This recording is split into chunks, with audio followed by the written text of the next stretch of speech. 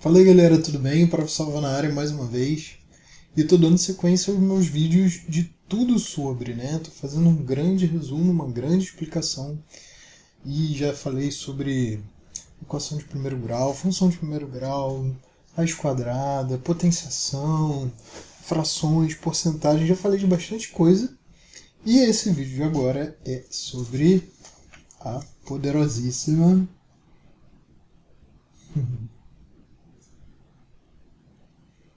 função de segundo grau. Quando eu digo poderosíssima é porque ela tem uma aplicação muito boa e principalmente uma aplicação na economia, né? Algo do tipo. Esse vídeo, se você nunca viu um vídeo tudo sobre meu, é um vídeo com um teor mais resumido, tá? Não é, eu vou explicar passo a passo, etc e tal, mas ainda assim eu faço uma boa explicação da coisa. Então, se você quer saber de função de segundo grau, fica aí que eu já vou te explicar. Mas antes disso, se você puder, se inscreve no canal, isso me ajuda bastante, me motiva a continuar fazendo vídeos, dá um joinha no vídeo se você gostar e comenta também. Falou? Então, sem muitas delongas, bora dar uma olhada aqui na tela sobre a função de segundo grau.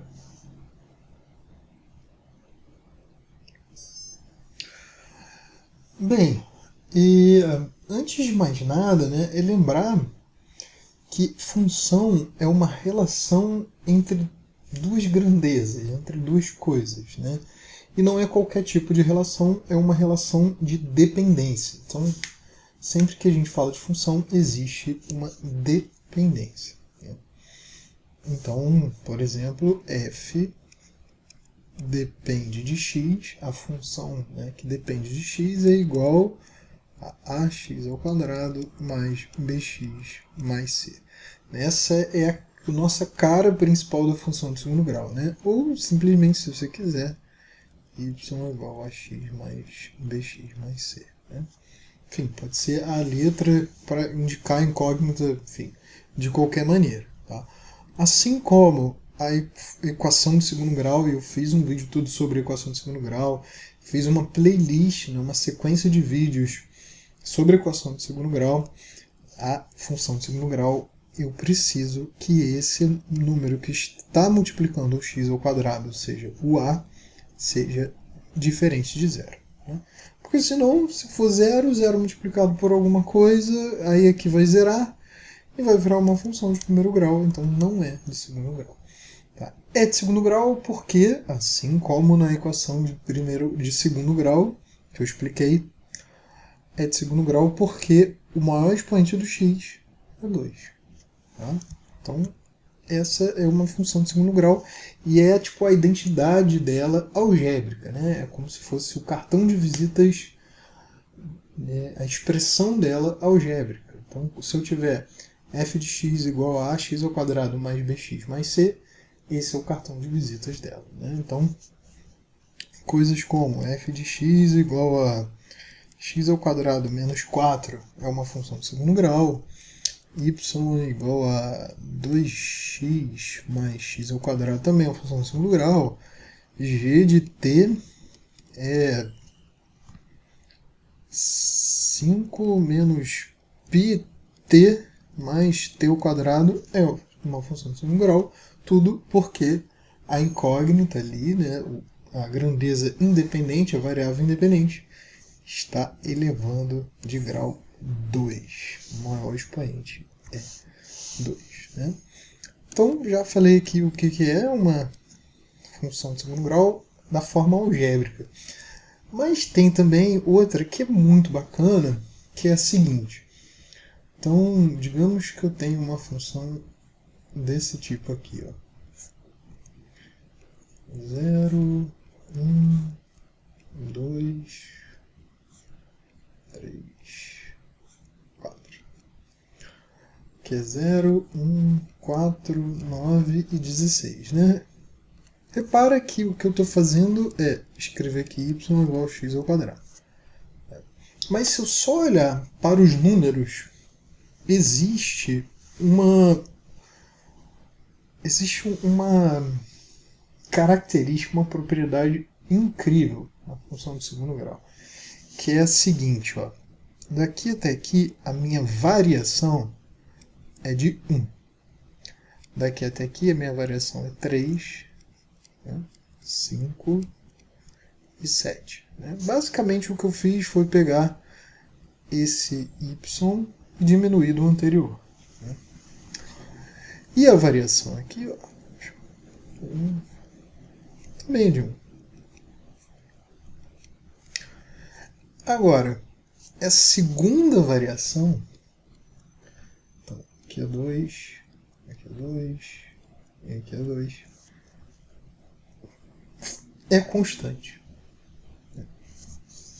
Ou seja, né, a variação da variação do y dividido pela variação do x é um número alfa, sei lá, um número real. Se isso acontecer, né, o que eu estou dizendo é, se a variação da variação de uma função for sempre constante, ela é uma função de segundo grau. Pode ter certeza. Tá? Então essa é uma definição de uma função de segundo grau através das suas variações. Né? Se você for para o ensino para graduação, né, você que está vendo isso, for para a graduação, estudar um pouco de cálculo, né, tiver aula de cálculo, você vai ver muito sobre variações e ver isso. Então, uma importantíssima característica de uma função de segundo grau é que a variação da variação é sempre constante. Tá? É uma função de terceiro grau. A variação da variação da variação é sempre constante. Função de primeiro grau, a variação é sempre constante. Essa taxa de variação, né, essa divisão é sempre constante. Beleza. Então, falei aqui dos aspectos, né, algébricos, né, da definição dela. Vou te mostrar um pouco sobre geométrico, né? Se eu olhar isso para um gráfico, se eu desenhar essa característica aqui, né? Qual vai ser o meu resultado? Então, vamos ver aqui no GeoGebra. Já falei muito sobre esse aplicativo, né? Um aplicativo gratuito que você pode baixar. Ele é muito bom. Ele é um aplicativo de geometria dinâmica. Ele é muito bom para o ensino de matemática, física, computação. Então tem aqui o meu gráfico, meu plano cartesiano. Vejo x, y. Tem variáveis a, b e c. Eu vou escrever, ó, y é igual a que multiplica por x ao quadrado, mais b que multiplica x, mais c.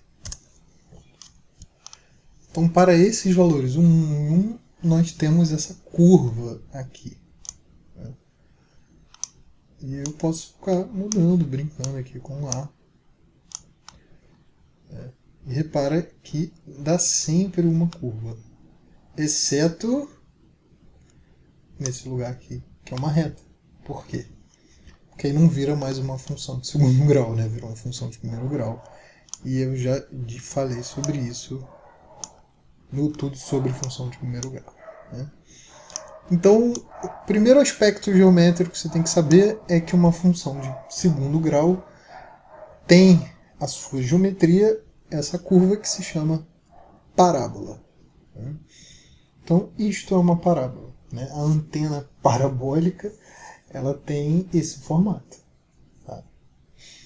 E já vou falar por quê. Tá? Então, o que acontece se eu for mexendo esse A aqui? Repara que no zero vira reta. Para números maiores que o zero, ou para números positivos, a minha parábola ela está assim. Né? E assim, vamos combinar, que é para cima. Para números negativos, menores que zero, ela está para baixo. Então, concavidade para cima para o A positivo, concavidade para baixo para o A negativo. Outra coisa legal aqui, ó, esse C aqui. Então vou botar aqui no 1. Putz, onde que aparece o 1? É justamente esse ponto aqui. Então o C é onde a parábola intercepta o eixo vertical, o eixo Y. Então você pode ter certeza, ó, 3. Tá? E o B, o B já é um pouco mais complicado, enfim. Não é tão óbvio assim, mas tem a ver com este pontinho aqui. Esse aqui, ó. Putz. Podia ter botado um pouquinho mais claro.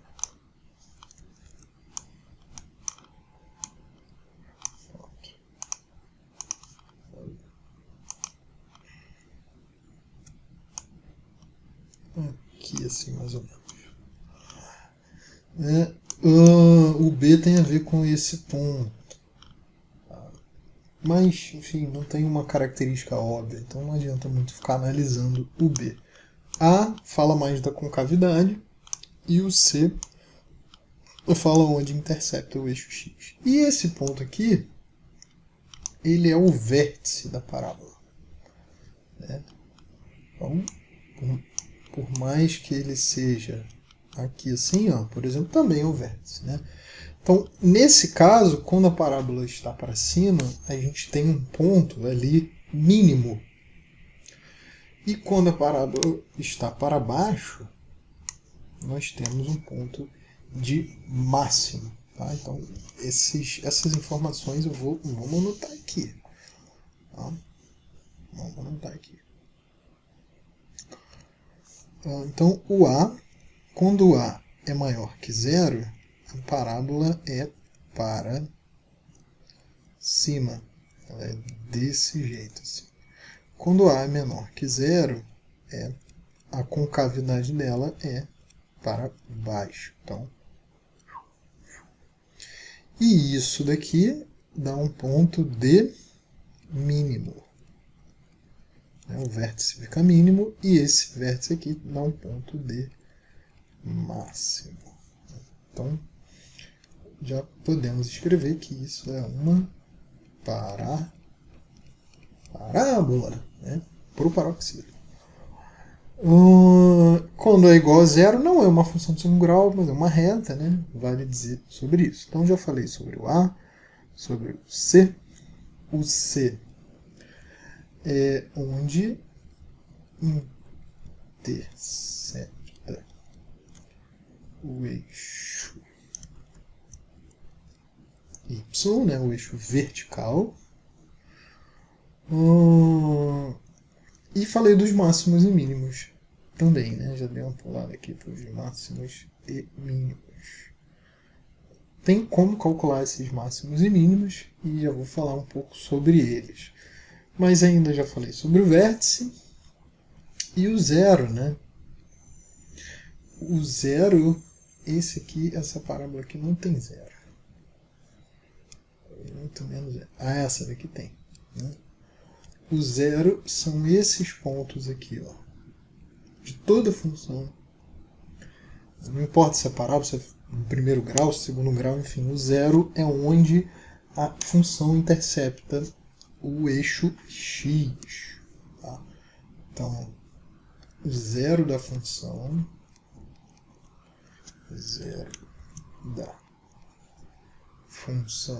é onde intercepta o eixo x. Tá? Bem, ainda sobre o vértice ele tem duas coordenadas. Todos os pontos têm duas coordenadas, né? O x e o y. Para calcular o x do vértice, você faz menos b dividido por 2a. E para calcular o y do vértice é menos delta sobre 4a. Né? Só lembrando que o delta é b ao quadrado menos 4ac. Então, eu consigo, dessa forma, né, se você quer saber por que é essa fórmula, de onde vem essa fórmula, deixe o comentário aí no YouTube. porque eu ainda não tenho vídeo sobre isso, então ver teu comentário vai me animar a fazer esse vídeo, né? Mas usar essa fórmula aqui do vértice faz com que eu consiga calcular máximos e mínimos, né? Então, para problemas de economia, né, qual o lucro máximo que eu posso obter naquela região? Você pode fazer um modelo, criar um modelo como uma função de segundo grau, por exemplo, e calcular o máximo através do vértice da parábola. Tá? E qual a altura máxima quando eu jogar um foguete, sei lá, uma bola, qualquer coisa, qual a altura máxima que ele pode atingir? O movimento descrito por algo, né, num lançamento que, pelo menos na Terra, enfim, num planeta qualquer, não no vácuo, né, é descrito por uma função de segundo grau. Né? S é igual S0 mais V0t mais AT ao quadrado sobre 2. A clássica equação de sorvetão. S é igual a S0 mais V0t mais AT ao quadrado dividido por 2. Esse S, o espaço, depende do tempo. Então é uma função e aqui o tempo está ao quadrado. Então não é à toa que num lançamento descreve-se uma parábola. Tá? E o delta, o que o delta tem a ver com isso? Essa parábola aqui, eu posso dizer que essa função menos 5x ao quadrado, menos 5x mais 1,9, tem duas raízes. E se tem duas raízes, eu expliquei isso, né, no tudo sobre equação de segundo grau, o delta é positivo. Uma equação desse tipo aqui, ó, que tem uma raiz, o delta é igual a zero. E, né, não tem raiz nenhuma, não tem zero nenhum, não corta o eixo x, o delta é menor que zero. Então, mais uma vez, o delta discrimina a quantidade de interceptações no eixo x. Tá? Isso é importante. Então, se o delta, vou botar aqui, se o delta for maior que zero, ela intercepta o eixo x duas vezes. Se o delta for igual a zero, intercepta o eixo x uma vez. E se o delta for menor que zero, então intercepta o eixo x nenhuma vez. Tá? Isso não quer dizer que não tem um máximo, isso não quer dizer que não tem um vértice. Sempre vai ter um vértice, sempre vai ter um máximo, né, ou um mínimo, enfim, coisas do tipo. Tá? E por fim, lembrar aí, né, existe, a parábola tem o eixo de simetria, né? Vamos falar sobre os intervalos também. Então, digamos que a minha parábola ela é assim. E tem as raízes aqui, estou inventando, tá? Menos 5 e 2. Então, onde que ela é positiva? Ela é positiva nesse intervalo aqui e nesse aqui. Né? Porque positivo tem que estar acima desse eixo horizontal. Então, a minha função é maior que zero quando x for menor que menos 5 ou x maior que 2. A minha função é menor que zero quando... Então, menor que zero, para baixo. Então, é nesse intervalo aqui, ó, entre quando o x estiver entre menos 5 e o 2. E a minha função é igual a zero quando x for igual a menos 5 ou x igual a 2. Né? Isso serve para a gente fazer análise de sinal. Né? Então eu quero saber quando que a minha função é positiva. Quero saber quando que o meu lucro é positivo. quando eu tenho lucro, né? Eu quero saber quando tem prejuízo. Então, mais uma vez, existe uma aplicação, principalmente financeira, para função de segundo grau, né? Para terminar, lembrar que a parábola tem um eixo de simetria, né? Então essa distância daqui até aqui tem que ser igual daqui até aqui. E te dizer que ela tem, se a gente construí-la, não através de função, mas através de outros processos, como dobradura de papel, enfim, né? Ou seja, ter uma geometria analítica da parábola, a parábola ela possui, além de um vértice, sem dúvida, ela tem um foco aqui. Então o que isso significa? Significa que se eu tiver uma reta, um raio de luz, um raio de som, qualquer coisa, e refletir nessa parábola, ela obrigatoriamente tem que passar. Então, entra paralelo, passa pelo foco. Entra paralelo, passa pelo foco. Entra paralelo, passa pelo foco. Né? E isso é bom porque você pode concentrar os seus raios. Então, por exemplo, você pode fazer um forno assim, né? Usando a energia solar. Você concentra ali uma batata exatamente no foco da parábola e todos os raios vão se concentrar na batata e você vai conseguir assar a batata. Eu já vi um documentário sobre isso. A antena parabólica tem esse formato de parábola por isso, porque vem os raios de TV, né, digamos assim, refletem na parábola e se concentram ali exatamente no receptor. Então você tem mais sinal para receber a sua TV. Tá bom, galera? Então isso tudo é que eu tenho para dizer sobre função de segundo grau. Me diz o que você achou, se você gostou dessa explicação ou não, se você tem alguma dúvida. E se inscreve aí, comenta, curte, dá o seu joinha. Falou? Um beijo.